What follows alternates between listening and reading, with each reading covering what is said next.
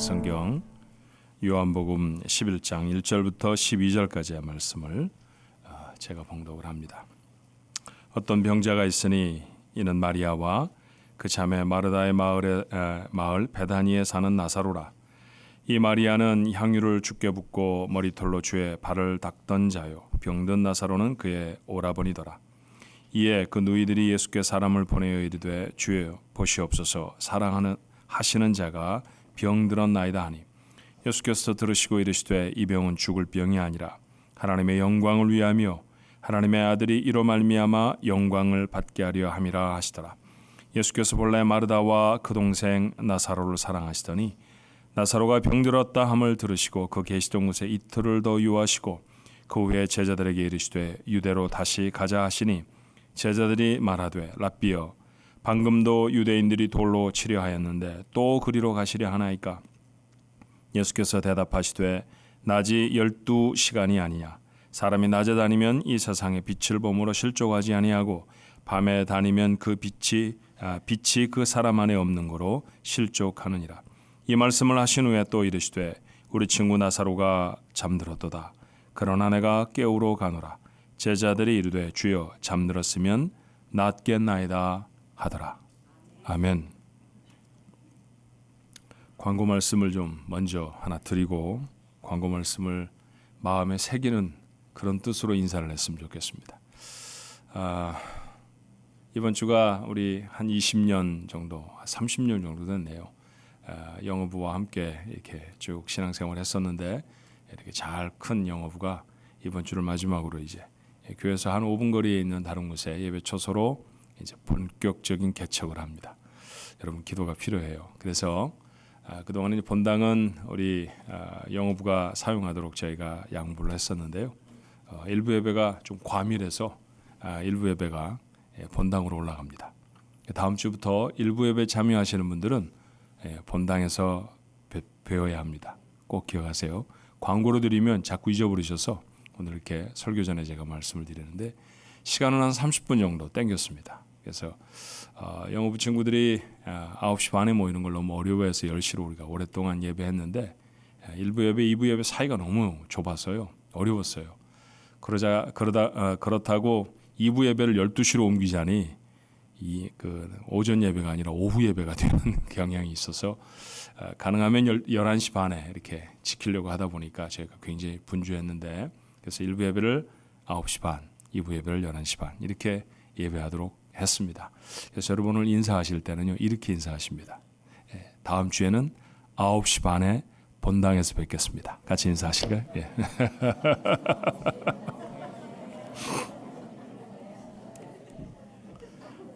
아무리 광고를 적어도요 기억을 못 하시는 분들이 너무 많아요. 그래서 오늘 이렇게 인사까지 하셨는데, 그 다음에 두 번째는요, 이 가운데 청년들이 있는데, 다음 주 청년들은 1시 30분에 본당에서 청년 예배가 시작됩니다.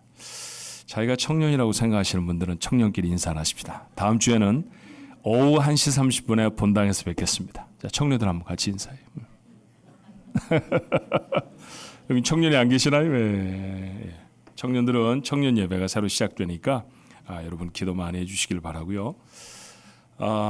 일부 예배는 전통적인 스타일의 예배로 바뀌어집니다. 2부 예배는 우리가 드리는 일부 예배 스타일의 예배로 바뀌어지고요. 그래서 나는 이렇게 예배하는 예배 스타일이 좋다. 예배 스타일이라는 건 꼭 성경에 있는 변함이 없는 불변한 그런 진리가 아니거든요. 그 시대와 성도들에 맞추어서 얼마든지 우리가 은혜 받을 수 있는 방편으로 바꾸어낼 수 있는 것이기 때문에, 그래서 여러분들이 원하시는 스타일의 예배가 이런 스타일의 예배라고 하면 다음 주에 2부 예배를 참석하셔야 합니다.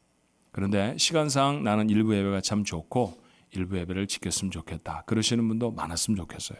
우리가 1부 예배가 이렇게 많이 부흥을 했는데 예배 장소를 바꾸고 시간을 바꾸고 예배 스타일을 바꾼 다음에도 일부 예배가 크게 부흥게 됐으면 참 좋겠습니다. 그래서 일부 예배에 찬양대를 새로 설치해요. 그래서 일부 예배에 찬양대로 섬기실 분들이 많이 나오셨으면 좋겠습니다. 너무 많은 분들이 지금 지원하셔서 오디션을 봐야 할 그런 상황인데 6분이 지금 지원하셨어요. 이렇게 되면 찬양대가 아니라 중창팀이 될 것 같아서 최소한 한 20명은 됐으면 좋겠다 생각하는데 저력이 있으시죠? 나는 뭐 나이가 많아서 난 나이가 적어서 아무 상관이 없습니다. 찬양대에 누구나 다 지원하실 수 있으니까요. 교육자들을 찾아서 말씀하셔도 좋고 찬양대 임원들에게 말씀해 주시면 더 좋습니다. 오늘 다음 주에 예배를 서야 되니까 오늘 2부 예배 마치고 난 다음에 예배 장소 한 곳에서 모여서 우리가 다음 주에 있을 찬양 준비를 합니다. 그 자리에 1부 예배 찬양대로 찬양팀이 아닙니다. 전통 예배니까 가운 입고 찬양대 쓰는 거예요. 그래서 찬양대로 섬기실 분이 계시면 지원해 주시면 좋은데요. 유일한 규정은 세례를 받으신 분입니다. 세례를 받으신 분 중에 누구라도 참석하셔서 일부 예배 도와주시면 좋겠습니다. 여러분에게 1월 한 달 동안도 하나님의 은혜가 넘쳤으리라 믿습니다. 그렇죠? 늘 하나님 의지하고 사는 우리 가족들 되기를 주님의 이름으로 축원합니다. 누구나 다 알 법한 이야기 하나 할까요? 알라딘과 지니의 이야기입니다. 알라딘이 누군지 아시죠? 페르시아의 한 도시 시장에서 남의 지갑이나 슬쩍슬쩍 훔치던 좀도둑이었습니다. 그러던 그가 어느 날 낡은 램프 하나를 얻게 되죠. 얼룩을 지우려고 벅벅 문질렀는데 피시시 김이 나오더니 램프에 정령이라는 것이 나타나요. 자, 청년들 이름이 뭐죠? 진입니다. 남자친구 이름은 아는데 그 친구 이름은 모르는구나. 푸르스름하게 생긴 램프의 요정 같지 않은 등치를 가지고 있는 그 친구의 이름은 진이었습니다. 튀어나오더니 하는 말이 무엇이든지 분부만 내리시면 다 해주겠다고 해요. 그래서 밥상을 차리라고 했더니 평생 한 번도 먹어보지 못한 기가 막힌 진수성찬 순식간에 차려주었습니다. 이후에 왕에게는 아름다운 궁궐을 하루 만에 지어서 바치고 공주 자스민을 아내로 얻기도 했죠. 와, 이런 램프 하나 있었으면 좋겠습니다. 그렇죠? 저만 그런가요? 자, 그래서 엉뚱한 생각을 가지기 시작한 건 아닌가 싶어요. 기도라는 램프를 쑥쑥 비비니까 지니보다 좀 품이 있는 하나님이 툭 튀어나오시고요. 그 하나님에게 우리는 우리가 원하는 돈도 건강도 소원도 이런 것들 다 달라고 조릅니다. 차이가 별로 없어 보이지 않나요? 잘못된 신앙생활인 건 분명한데 그러고 보니 우리가 비슷하게 그런 잘못된 신앙생활을 하고 있구나라고 하는 생각을 하게 됐습니다. 하나님은 크신 하나님이시죠. 하나님에 대해 생각하면 우리가 첫 번째 가졌던 주제가 하나님은 우리가 상상하는 것보다 훨씬 크신 분입니다. 안 믿어지시는 분이 많네요. 그죠? 하나님은 어마어마하게 크셔서 세상의 어떤 것과도 그분을 비교할 수 없어요. 그런데 그 크신 하나님이 황송스럽게도 나를 사랑하십니다. 그래서 우리가 그 사랑을 힘입어서 제멋대로 하는 것은 혹 아닌가 싶어요. 하나님이 아무리 나를 사랑하신다고 해도 내 마음대로 하나님을 부릴 수 있다고 생각하면 큰 오해입니다. 하지만 자칫하면 이렇게 잘못될 수 있는 우리의 신앙을 바로잡도록 요한은 오늘 중요한 사건 하나를 기록해 우리에게 교훈하죠. 나사로의 이야기가 바로 그것입니다. 나사로는 두 명의 누이 마르다, 마리아와 함께 예루살렘에서 가까운 베다니에 사는 사람입니다. 예루살렘과 베다니는 한 5마일 정도? 그러니까 걷기에는 조금 먼 거리지만 요즘 사람들에겐 그래요. 당시의 사람들에게는 충분히 걸어서 다니는 그런 곳이었습니다. 그런데 이 형제들과 예수님은 굉장히 친밀하게 지내셨어요. 예수님은 예루살렘에 들리시는 길에는 거의 이들의 집을 방문하신 것으로 보입니다. 그런데 이 가정에 문제가 생겼어요. 어려움이 닥쳤습니다. 나사로가 병이 든 거예요. 그런데 그 병은 그저 감기 정도로 며칠쯤 누워서 앓으면 나을 수 있는 병이 아니라 목숨을 위협할 만큼 심각한 것이었습니다. 자매는 지체하지 않고 예수님께 기별을 해요. 자, 3절에 그들이 뭐라고 말했는지를 이렇게 말하지요. 이에 나사로가 병이 들었음에 그런 말일 겁니다. 그 누이들이 예수께 사람을 보내어 이르되 주여 보시옵소서 사랑하시는 자가 병들었나이다. 이름을 말할 필요도 없습니다. 누구라고 하면 주님이 척 아십니다. 그 정도로 가까우셨으니까 말이죠. 그이가 병들었습니다. 주님 빨리 와주십시오. 나사로가 죽어갑니다. 라고 하는 말입니다. 그런데 이 급한 전가를 받으신 주님의 반응이 뜻밖입니다. 6절의 말씀에 나사로가 병들었다 함을 들으시고 그 계시던 곳에 이틀을 더 유하시고, 말이 좀 이상하잖아요, 그죠? 나사로가 병들었다 함을 들으시고 곧 일어나 베다니로 가실세, 이렇게 돼야 되지 않습니까? 근데 성경은 계시던 곳에 이틀을 더 유하셨다고 했습니다. 병이 들었다는 사실을 들으셨습니다. 그러니 얼마나 위급한 상황인지도 아셨을 것입니다. 하지만 주님은 사랑하시는 나사로가 사경을 헤매는데도 서둘러 가지 않으십니다. 도리어 그곳에서 이틀을 지체하셨다고 했죠. 복음서는 이 이틀 동안 주님이 무슨 일을 하셨는지 전혀 기록하지 않습니다. 좀 조심스러운 말이지만 별 중요한 하실 일이 있어 보이지를 않습니다. 그런데도 주님은 굳이 이틀을 기다리셨죠. 무엇을 기다리셨을까요? 혹 나사로가 죽기를 기다리셨던 것은 아닐까요? 그랬습니다. 주님이 마침내 베다니로 가시기로 하는 것은 나사로가 죽었기 때문이라고 성경 말해요. 요한복음 11장 11절로 13절의 말씀은 이렇죠. 이 말씀을 하신 후에 또 이르시되 우리 친구 나사로가 잠들었도다. 그러나 내가 깨우러 가노라. 제자들이 이르되 주여 잠들었으면 낫겠나이다 하더라. 예수는 그의 죽음을 가리켜 말씀하신 것이나 그들은 잠들어 쉬는 것을 가리켜 말씀하신 줄로 생각했다라고 기록합니다. 나사로가 죽었다는 사실을 주님이 아시죠. 그러고 나서야 비로소 주님은 자리를 일으키셔서 베다니로 가시기로 작정하셨습니다. 정말 이해할 수 없는 주님의 행동 아닙니까? 사랑하시는 자가 죽기까지 기다리셨다니요. 이유가 도대체 무엇이었을까요? 왜 주님은 이렇게 하셨을까요? 주님 스스로가 이렇게 가르치셨죠. 요한복음 11장 4절의 말씀입니다. 예수께서 들으시고 이르시되 이 병은 죽을 병이 아니라 하나님의 영광을 위하며 하나님의 아들이 이로 말미암아 영광을 받게 하려 함이라 하시더라. 하나님의 영광 때문이었습니다. 주님의 관심은 자신이 얼마나 능력이 있으신지를 나타나는 데 있지 않았습니다. 주님은 나사로와 그의 누이들을 끔찍이도 사랑하셨지만 나사로가 낫고 누이들의 슬픔을 해결하는 것보다 더 중요한 것이 있다고 가르치시죠. 주님의 관심은 이 사건으로 하나님이 영광을 받으시는 것이었습니다. 나사로가 낫는 것이 중요한 것이 아니라 하나님이 영광을 받으시는 것이 중요했다라는 것이죠. 그러므로 이 사건의 중심은 나사로의 치유가 아니라 하나님의 영광이어야 합니다. 병든 나사로를 살리시는 사건만 말하는 걸까요? 아닙니다. 성경은 우리의 모든 삶의 목적과 중심이 하나님의 영광이어야 한다고 가르치고 있습니다. 자, 이 말씀을 통해서 우리가 얻어야 될 첫 번째 교훈이 있다고 하면 뭘까요? 첫 번째, 세상의 중심은 내가 아니라 하나님이십니다. 그렇게 믿으십니까? 세상의 중심은 내가 아니라 하나님이세요. 자, 이 이야기를 마르다 혹은 마리아의 입장에서 다시 쓴다면 어떤 것이 될까요? 주님은 자매들의 전가를 받으시자마자 열일을 마다하시고 베다니로 달려오셨습니다. 병든 나사로의 손을 붙들고 그의 병을 치유해 주셨죠. 나사로와 두 자매는 주님이 얼마나 자신들을 사랑했는지 다시 깨닫습니다.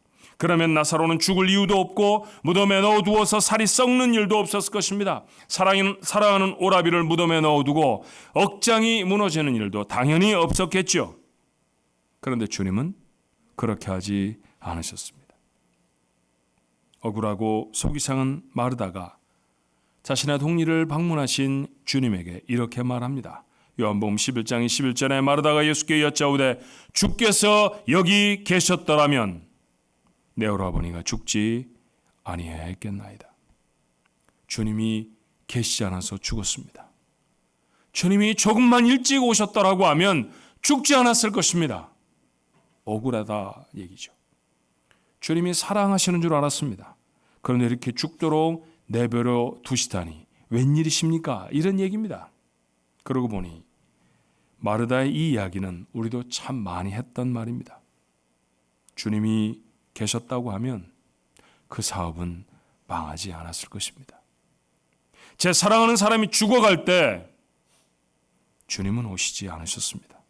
주님이 정말 우리 사이에 계셨다고 하면 우리의 관계가 그렇게 나빠지지는 않았을 것입니다. 주님, 정말 제 아이와 함께 계셨나요? 그렇다고 하면 저 아이가 저렇게 될 리가 없지 않습니까? 주님은 때로 우리가 원하는 시간에 도착하지 않으십니다. 주님은 참 많은 경우에 내가 원하는 대로 이를 이루어 주지도 않으십니다. 기도하고 시작한 사업이 망하기도 하고요. 하나님 앞에 서원하며 시작한 관계가 깨어지기도 합니다. 주님은 내가 절망의 무덤 앞에 설 때까지 아무것도 하시지 않는 것처럼 보일 때도 있습니다. 그런 일을 경험할 때마다 속이 상합니다. 믿음이 흔들립니다. 교회 다닐까 말까, 예수 믿을까 말까 생각하기도 합니다. 사랑하는 성도 여러분, 자, 속이 상했더라도 속상한 마음을 좀 내려놓고 다시 한번 차분히 생각해 볼까요? 주님은 우리의 문제가 어떤 것이건 간에 해결하지 못하실 분일까요? 그렇지 않죠. 내가 안고 있는 문제가 어떤 것이라도 주님은 해결하실 수 있는 분인 줄로 분명히 믿습니다. 무엇인가 한계가 있어서 나를 도우실 수 없을까요? 그것도 아닙니다. 주님이 너무 바쁘셔서 세계를 움직이시나 너무 분주하셔서 내가 하는 일에 관심을 갖지 못하신다. 그런 한계가 우리 주님께는 없습니다. 주님은 충분히 병든 나사로에게 오실 수 있었습니다. 그런데 주님은 그가 시체가 된 후에야 오셨습니다. 너무 바빠서 그러셨을까요? 병든 나사로는 살릴 수가 없으니까 속수무책 죽어가는 걸 보실 수밖에 없었다는 얘기인가요? 아닙니다. 주님은 그렇게 하셨던 의도가 하나님의 영광이라고 말합니다. 어떻게 이게 하나님의 영광이 될까요? 자, 좁게 생각하면 이런 거죠. 병든 자를 고쳐주시는 것은 어쩌면 가족 행사로 끝날 가능성이 높습니다. 그렇잖아요. 병든 집에 들어가셔서 그 사람을 일으키시고 나았다 감사하다 이러면 울바깥에 있는 사람은, 담바깥에 있는 사람은 아마도 이 일을 잘 몰랐을지 모릅니다. 그러나 장례식을 치르고 있을 때 하나님의 일이 일어난다고 하면 이건 좀 다른 얘기입니다. 장례는 가족의 행사이지만 온 동리 사람들이 다 참여하게 되는, 다 알게 되는 그런 행사이죠. 더군다나 무덤에까지 넣어두었다고 하면, 그 앞에서 고군하며 며칠을 지났다고 하면 모르는 사람이 아무도 없습니다. 그런데 그런 곳에서 나사로가 살아난다고 하면 병든 자가 치유되는 것보다도 더 놀라운 기적일 것이고요. 그리고 더 많은 사람들이 하나님을 경험하게 될 것입니다. 실제로 나사로의 살아나는 사건을 보고 많은 사람들이 믿음을 갖게 되었다고 성경은 말해요. 요한복음 12장 11절에 나사로 때문에 많은 유대인이 가서 예수를 믿었다라고 말하죠. 나사로 때문에 정말 많은 사람들이 예수를 믿게 되었습니다. 하나님을 경험하게 되었습니다. 그런데 여러분, 믿는 사람의 숫자가 많아지는 것, 이것만이 단순히 하나님의 영광을 드러내는 것은 아닙니다. 그것보다 더 중요한 사건이 있었습니다. 요한복음 11장 53절의 말씀에 보니까 이날부터는 그들이 예수를 죽이려고 모의하니라. 아니, 주께서 나사로를 살리셨는데 그 장면을 목격했던 유대인들은 아무래도 예수를 죽여야 되겠어 라고 작정하게 됐다는 것이죠. 그리고 불과 일주일 만에 주님이 십자가에 달리십니다. 나사로의 사건, 십자가 사건의 시작이었습니다.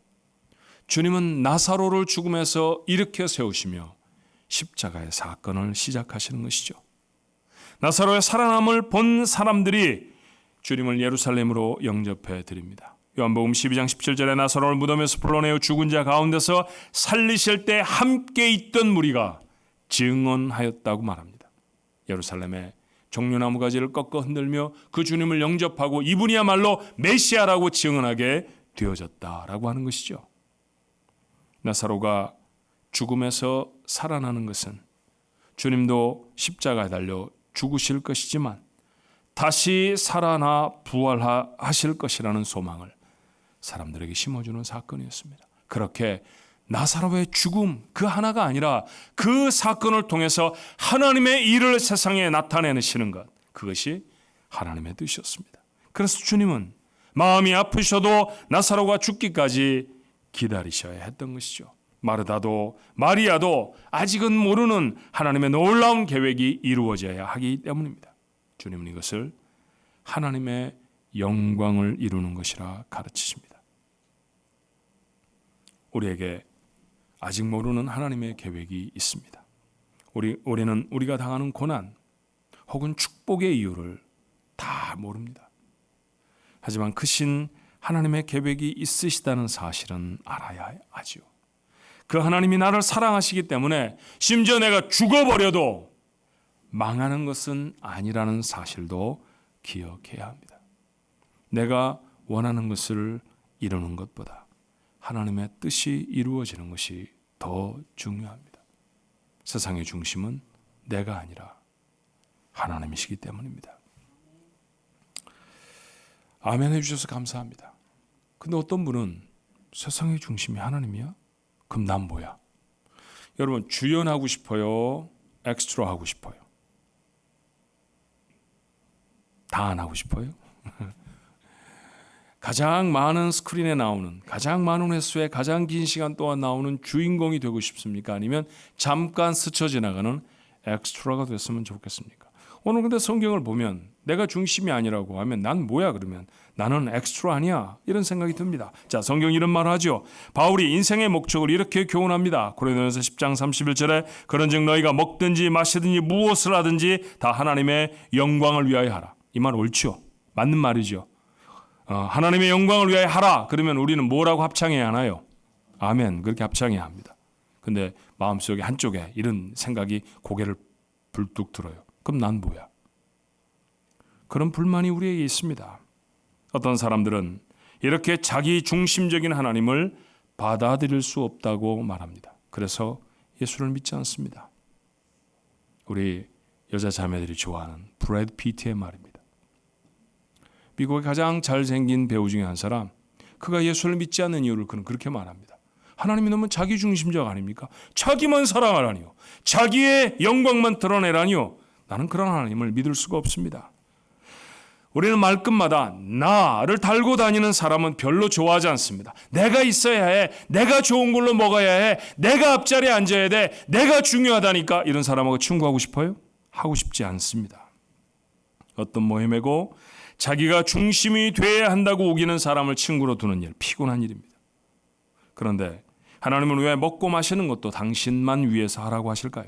왜 이웃을 사랑하라고 가르치시는 하나님이 당신만 사랑하라고 구구절절히 우리에게 명령하시고 어떤 때는 설득하시는 걸까요? 자, 이런 생각을 좀 해보십시다. 우리가 사는 은하계, 큰 우주 중에 은하계라고 하는 좀 작은 우주가 있다는 것, 여러분 뭐 물리학자가 아니라도 우리 다 압니다. 그 은하계의 중심은 태양입니다. 은하계에 있는 모든 별들은 이 태양을 중심으로 해서 돌아갑니다. 지구가 태양을 중심으로 돌아가는 것, 그래서 우리가 알죠. 다른 행성도 마찬가지입니다. 그러나 이걸 늘 그렇게 생각해 봤던 것은 아니죠. 코페르니쿠스라고 하는 사람이 중심은 지구가 아니라고 선언하기까지 사람들은 지구가 중심인 줄 알았습니다. 그런데 사람들의 바람처럼 만약에 지구가 은하계의 중심이 된다고 하면 어떤 일이 생길까요? 좋을 것 같아요? 지구는 망합니다. 태양은 지구보다 33만 배나 무겁습니다. 그래서 우리를 단단히 붙잡을 수 있지만 여러분 알잖아요. 질량이 높으면 높을수록 잡아당기는 힘이 많다라고 하는 뉴턴이 말한 만유인력의 법칙 아닙니까? 무거운 것이 당기는 힘이 더 셉니다. 태양은 우리보다 훨씬 무거워서 우리를 단단히 당길 수 있습니다. 그런데 만약 지구가 태양을 붙들겠다고 이제부터는 태양이 지구를 돌라고 말하면 지구는 우주 저 멀리 날아가 버릴 것입니다. 태양이 중심이 돼서 그 주변을 돌아야 지구는 안전합니다. 그래야 존재할 수 있습니다. 어떤 집에 7살짜리, 5살짜리, 3살짜리 아이가 있었습니다. 아이들이 불만이 많아요. 부모에게. 왜냐하면 하고 싶은 것을 못하게 하니까. 하고 싶지 않은 것은 하라고 하니까. 부모가 시키는 것들은 참 불편하고 힘듭니다. 그래서 이해심이 많은 아빠 엄마가 아빠 엄마를 중심으로 돌아가고 있는 집이 불만스러운 아이들에게 이렇게 말합니다. 그동안에 참 미안했다. 이제부터는 니들 중심으로 한번 살아보자. 그 집의 미래는 어떻게 될까요? 그 다음에 한 끼의 식사도 해결할 수 없을 것입니다. 엄마 아빠가 중심이 돼야 아이들은 생존이 가능하죠. 하나님은 선과 생명의 근원이십니다. 이 하나님이 다른 것에게 중심을 내어주시면 우리는 더 이상 생명을 얻을 수가 없어요. 우리가 행복하기 위해 하나님이 중심에 계셔야 합니다. 하나님은 우리가 복된 삶을 살아갈 수 있도록 우리에게 말씀하시죠. 내가 중심이다. 내 영광을 위해 살아라. 그렇게 살아야 우리가 행복해지는 줄로 믿습니다. 그런데 살아가며 우리는 이런 생각들을 마음에 담기가 참 어려워요. 수많은 갈등과 다툼 속에 삽니다. 까닭이 뭘까요? 우리의 본성은 하나님 중심이 아니라 나 중심입니다. 아이들에게 부모가 말을 가르치지 않으면 말을 잘 못합니다. 그런데 가르치지 않아도 잘하는 말이 두 가지가 있습니다. 뭘까요? 한 번도 부모가 가르쳐 준 적이 없는데 정확하게 합니다. 내 거야. 너.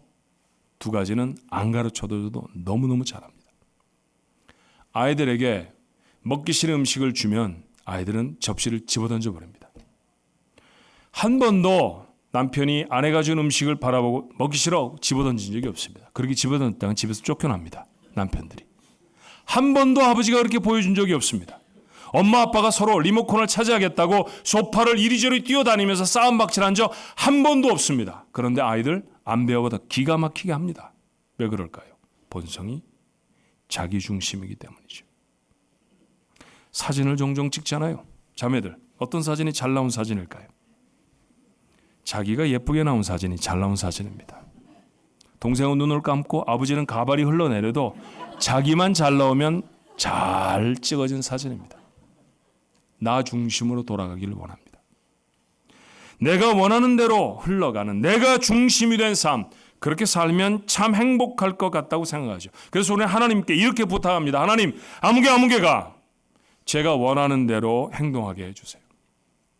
하나님, 내 아이가 내가 원하는 사람과 결혼하게 해주세요. 뭐 이런 거 아버지 엄마들이 하잖아요. 하나님, 우리 아이가 제가 가지 못했던 대학, 그 대학에 가서 제가 하고 싶었던 전공 그거 하게 해주세요. 이런 것도 하잖아요. 그렇죠?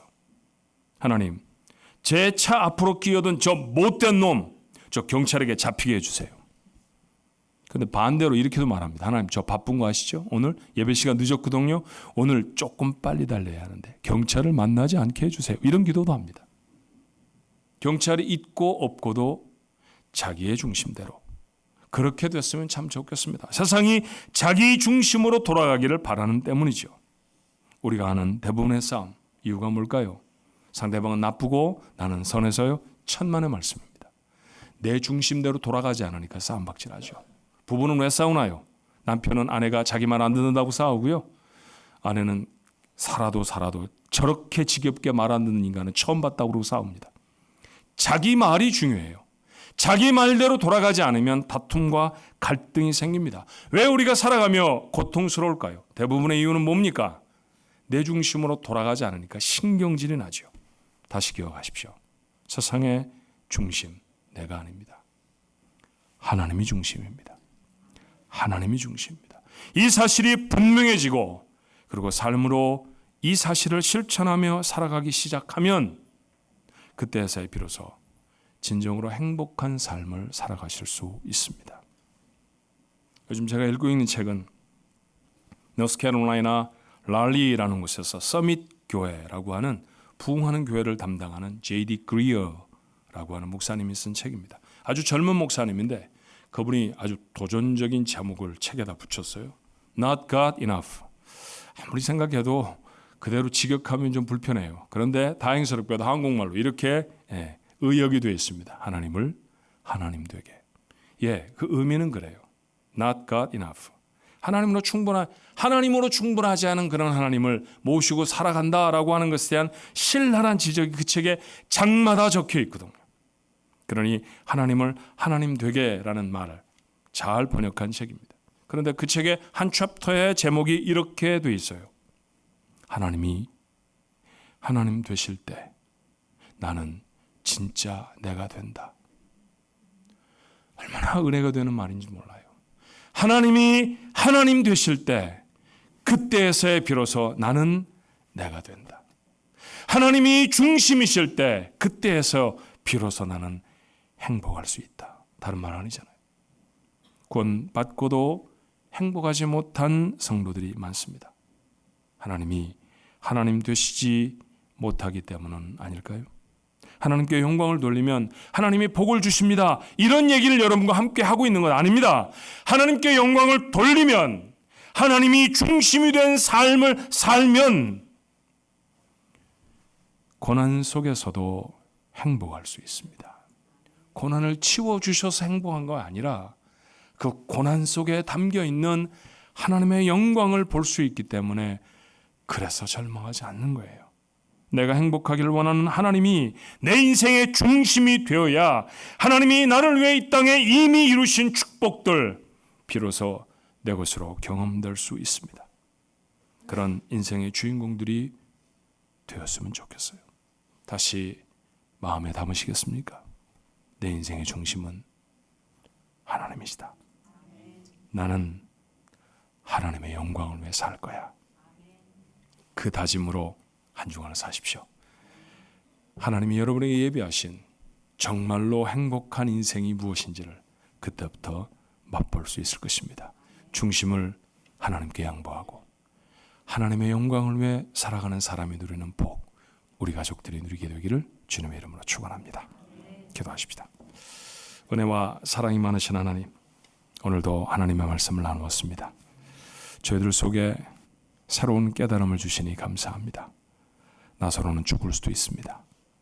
심지어 주님이 사랑하시는 자인데도 죽을 수 있습니다. 그 죽음이라고 하는 참담한 어려움을 만나면서도 주님은 놓치지 않습니다. 하나님의 영광이라고 말입니다. 병들 수 있습니다. 가난할 수 있습니다. 원하는 것들을 이루지 못할 수 있습니다. 그렇게 인생을 살아왔습니다. 그런데 주여, 그 가운데 하나님의 메시지 하나는 놓치지 않아야 합니다. 하나님의 영광입니다. 하나님이 중심이십니다. 하나님의 영광을 위해 살아가는 우리들입니다. 하나님이 나를 사랑하셔서 기필코 심지어는 나사로처럼 죽어버리고 썩어서 냄새가 나도 망하지 않을 겁니다. 하나님이 회복시키실 것입니다. 하나님이 일으키실 것입니다. 하나님의 일이 이루어질 것입니다. 하나님의 일이 이루어지는 바로 그 자리가 하나님의 영광이 나타나는 자리이고, 그렇게 영광을 나타내는 삶이 우리 몫의 삶입니다. 하나님을 하나님 되게 하는 믿음을 갖게 하옵소서. 그 자리가 내가 정말로 나되는 자리인 줄로 믿습니다. 그렇게 나를 향해 하나님이 이미 세상에 선포하신 귀하고 놀라운 축복들을 세상의 삶에 담는 거룩한 백성들, 우리 가족들이 되도록 축복해 주시옵소서. 예수님 이름으로 기도합니다. 아멘.